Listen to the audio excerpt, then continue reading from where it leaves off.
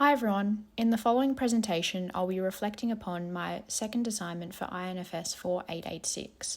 The topic I was exploring was psychological influences on algorithm appreciation.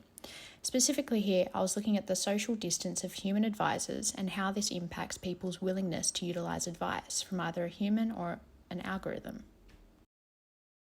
So I'll be covering an overview of my assignment, including the experimental design and hypotheses development, as well as looking at lessons learnt from feedback and areas I can focus on for improvement in the future.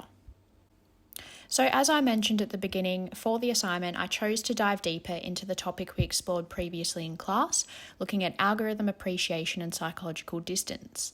Specifically here, I chose to look at the social distance factor and how this affects people's willingness to adopt advice either from a human or an algorithm. Throughout my literature review, I found that although there was a substantial body of work which looked at algorithm aversion, there was still quite a lack of clarity surrounding the specific psychological criteria which actually determined this and people's choices around algorithmic or human advice. The link between psychological distance and algorithm appreciation or aversion also held a lack of clarity and wasn't explored in too much detail. Hence, there was an opportunity in this space to look at the cognitive processes which affect psychological distance and how this in turn affects whether people utilise advice coming from an algorithm or a human. Prior research has found that psychological distance strongly affects people's decision-making and advice utilisation. Along with this, there was also conflicting results surfaced from recent research conducted by Log in 2019, which actually showcased the opposite effect of humans displaying what they called algorithm appreciation rather than aversion. I chose to utilise an estimation experiment previously looked at in Log's paper in 2019, however also added a third condition of social distance, ultimately building a 3-cell design to test the hypotheses that increased social distance between the participant and the human advisor will lead to a higher utilisation of algorithmic advice over the human. My 2 core hypotheses for the experiment consisted of H1. Positioning the human advisor as socially distant will increase the willingness of participants to utilise algorithmic advice and display algorithm appreciation. And H2. The use of algorithmic advice in the estimation task will increase the accuracy of participants' final estimate. For the design of the experiment, participants were to be given a photograph of a house, which was used as stimuli, and they were to estimate the price of the house in Australian dollars before and after receiving advice. This advice was labelled as coming from either a socially distant human, labelled as a random real estate agent, a socially proximal human, labelled as a real estate agent you've known for years, or an algorithm. The advice given from each of these 3 advisors was to be identical.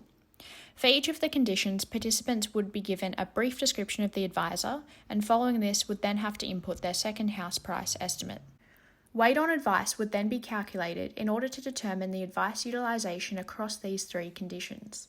Allowing the participants to input their confidence levels in the advice is also another measurement which was to be included. The first key feedback item is to really utilise relevant practical examples from literature. This would ultimately develop a stronger hypotheses development for my arguments and provide stronger support and validity to what I'm stating throughout my development. For example, there was a number of specific experiments and key findings from these conducted by Log in regards to algorithm appreciation, as well as a range of studies looking at algorithm aversion, which I could have utilised as they directly related to the concepts which I was exploring in my development. Further to this, there was a lack of flow and alignment between my final stated hypotheses and the hypotheses development section. For example, there were some aspects I included in my description of my hypotheses, such as stating that the advisor will be labelled as a real estate agent, that were not mentioned explicitly in my development sections. Hence, this could have been improved so that ultimately there's a greater flow between these sections and you can link what I'm stating in my hypotheses clearly to what I've developed throughout my written report. Referencing any key figures or tables I'm including in the text is also necessary to improve the overall readability of my report. For example, there were some conceptual models and pictures which I included but did not explicitly reference in my written sections.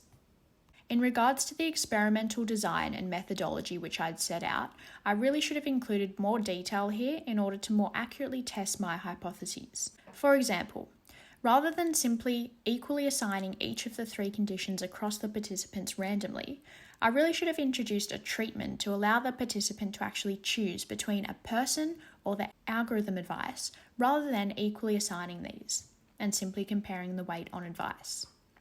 This would then more explicitly surface results to determine if the socially distant group was more likely to go with an algorithm's advice. So taking this feedback on board, what would I do differently in the future? Firstly, I would ensure that the actual setup of the experiment is more clearly defined prior to building and confirming my hypotheses. This way, they are more suited to the setting, and you can actually ensure that the design and method are accurately testing what you have set out to test. Ultimately, I would seek to develop a greater alignment and flow between my development sections and the final articulation of what my hypotheses will be. Another area I'd look at developing in the future is researching further into the specific tests and methodology for analysis, in order to ensure that these are covering all the key measurements and variables I'd like to include. Ultimately, I'd like to further develop my understanding and knowledge of the key tests and how these can be performed and implemented for the experiment that I'm looking at. In the future, I'd also aim to spend a lot more time reviewing practical examples in literature and how these can support my own argument that I'm putting forward. This would help create a much stronger proposal and reinforce the core hypotheses which I'm aiming to test.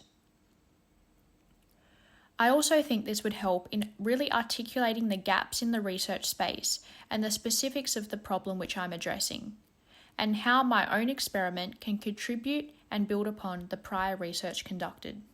Avoiding simple mistakes in regards to formatting and the actual write-up, such as referencing tables and conceptual figures, is also crucial, and this is a key area I should focus on in order to develop the overall readability and validity of the report. Thank you for listening to my INFS4886 assignment reflection. I look forward to reading and responding to any questions you may have on the presentation which I've presented today. Please post these in the forum on Moodle and I'll get back to you.